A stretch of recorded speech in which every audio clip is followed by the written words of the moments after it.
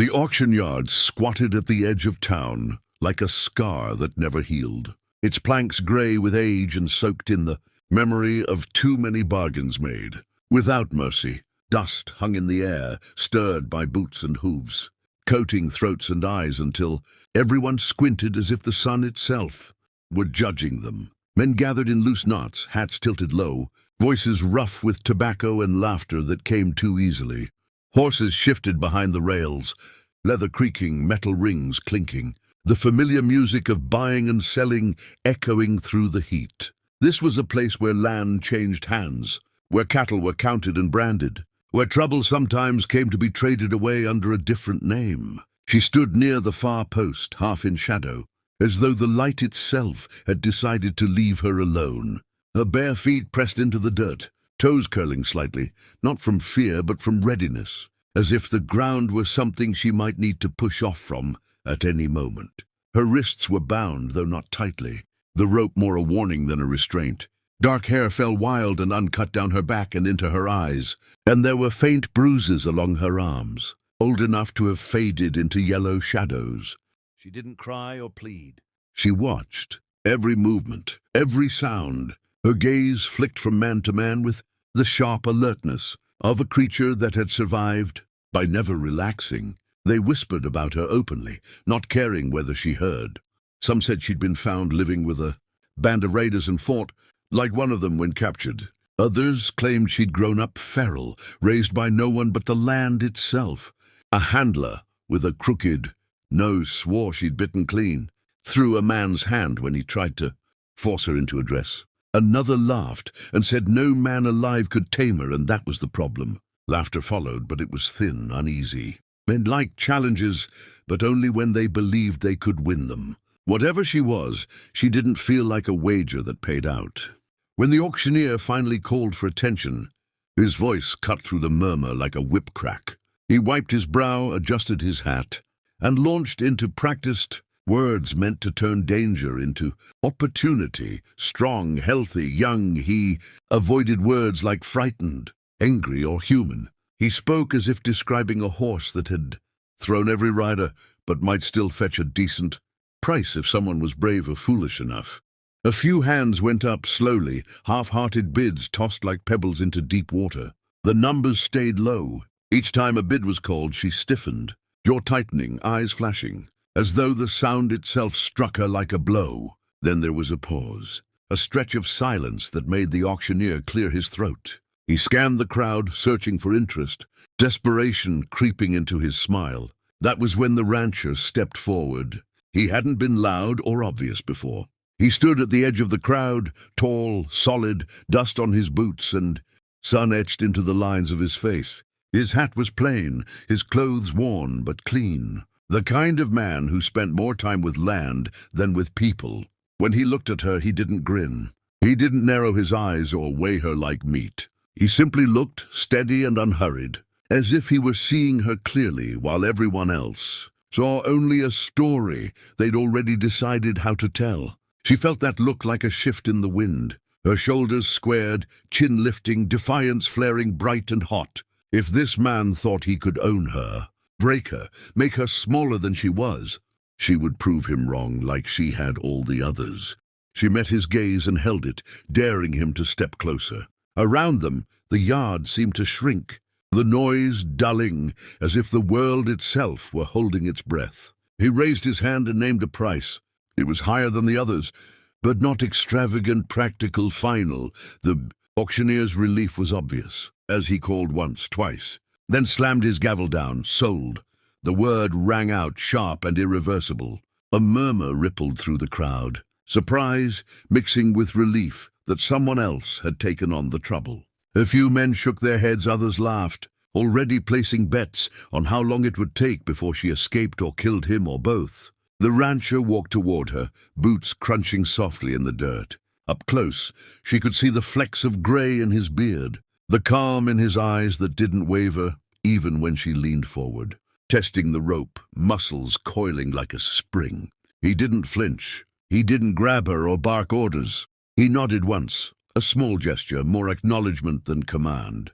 It unsettled her more than any show of force ever had.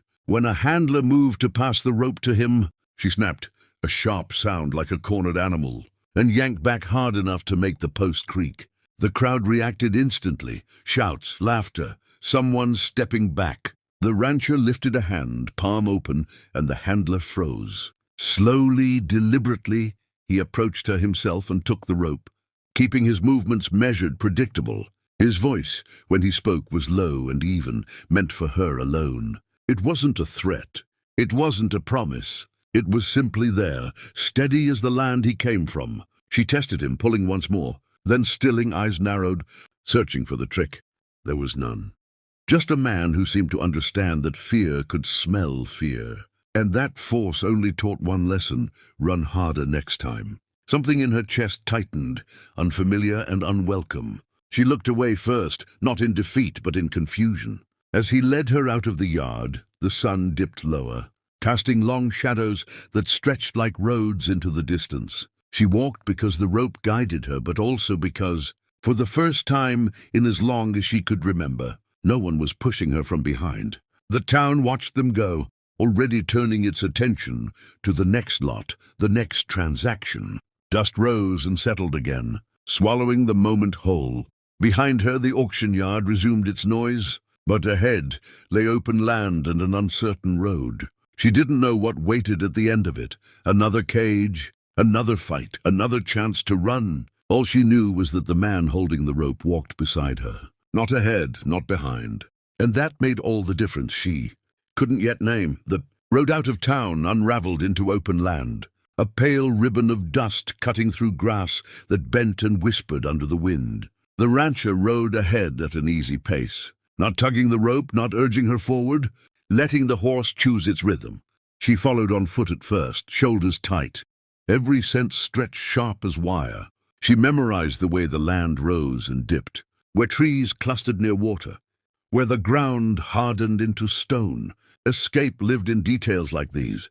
Freedom always did. By the time the sun tilted toward late afternoon, he stopped near a shallow creek. Without a word, he dismounted, filled a canteen, and held it out to her. She stared at it as if it might bite. Water was often a trick. Something dangled, just close enough to make you forget yourself.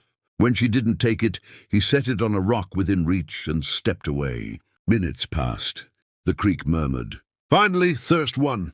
She lunged for it, half expecting his hand to snap out and punish her boldness. Nothing happened.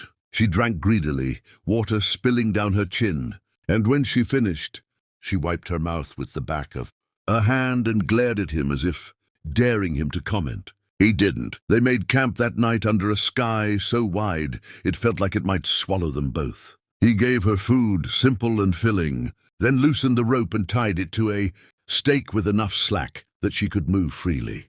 That was when she tried the first time.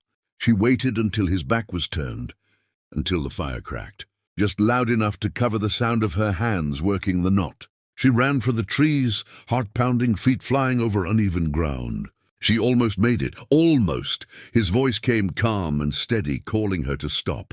She didn't. He caught her not with violence, but with speed, born of long days in the saddle, blocking her path, arms closing around her just long enough to halt her momentum. She twisted and struck, nails scraping skin, teeth snapping at air. He held firm without hurting her, letting her exhaust herself against his stillness. When she finally went slack, breath coming in ragged gasps, he released her at once. He didn't scold. He didn't tie her tighter.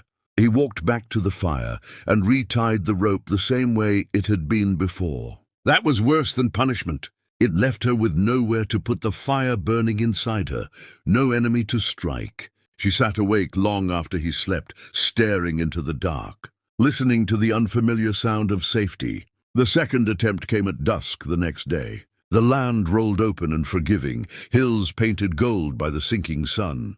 She waited until he was distracted with the horses, then bolted, sprinting downhill where the ground was loose and treacherous. She ran until her lungs screamed, until the taste of blood filled her mouth. When she stumbled, he was there again, not angry, not triumphant, just present. He knelt in front of her, meeting her eyes. His voice was quiet, roughened by dust and wind. He told her she could run every day if she wanted. He told her he would always follow. He told her he wouldn't hurt her, but he wouldn't let her die either. The words settled over her like a blanket she didn't know how to push away. When they reached the ranch, it wasn't what she expected. No high fences, no locked doors, just a house weathered by years, a barn that smelled of hay and horses, land stretching out in every direction until it met the sky. He showed her a small room with a bed, a window that opened, and a wash basin. He left the door ajar and walked away. That night, she sat on the edge of the bed, muscles coiled, waiting for the trap to spring. It never did. Days passed. He gave her clothes but didn't force her to wear them. He offered work but didn't demand it. He spoke when necessary, silence when not.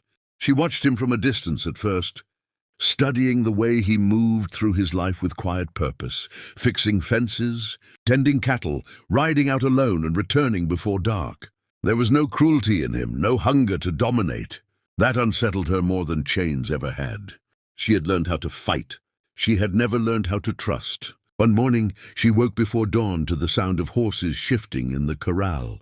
The sky was pale, the air cool and sharp. Without thinking, she pulled on the clothes he'd left and stepped outside. He was there, saddling a horse with steady hands. He glanced up, surprise flickering across his face, then nodded, as if this were the most natural thing in the world. He brought out another horse, smaller but strong, its eyes bright with intelligence and fire that mirrored her own. He held the reins out to her, then let them go. She mounted in one smooth motion, the memory of riding buried deep but not forgotten. The horse tested her, sidestepping, tossing its head. She laughed, a sound that burst from her chest, unbidden, sharp and bright. She leaned forward, spoke softly, and felt the animal settle under her, recognizing something familiar. They rode out together, not bound by rope or command, but by choice. The wind tore at her hair as the land opened up before them. She rode hard, free, heart soaring with the simple joy of movement. When she slowed and looked back, he was there, watching her with something like wonder in his eyes. In that moment, understanding bloomed quiet and sure. He hadn't bought her to own her. He had given her space to find herself again. She rode ahead, fearless against the endless sky, and he followed. Not to capture, not to cage, but to walk beside her on ground that finally felt like it could belong to them, both.